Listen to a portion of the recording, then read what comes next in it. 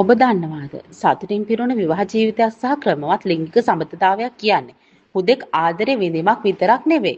ඒක ඔබේ හෘද වස්තුව නිරෝගීව තබා ගන්න පුළුවන් අපූර්ව රහසක්.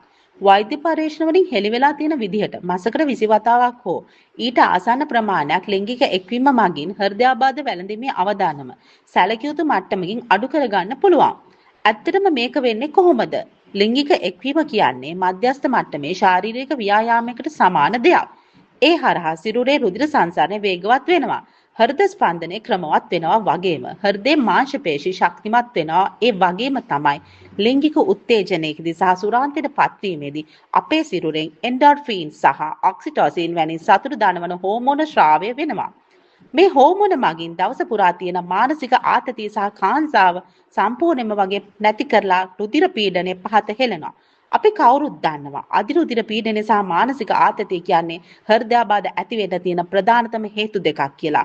අන්තර්ජාතික වෛද්‍ය පරීක්ෂණ පවා පෙන්වා දෙන්නේ සතියකට දෙවතාවක් හෝ ඊට වඩා වැඩි වාර ගණනක් ලිංගික එක්වන පිරිමින්ට මාසයකට එක වතාවක් විතරක් ලිංගික එක්වන අයට වඩා හෘද රෝග වැළඳීමේ අවදානම 45%කින් විතර අඩුයි කියලා. මේ වාසිය පිරිමින්ට වගේම කාන්තාවන්ට එක හා සමානව බලපානවා.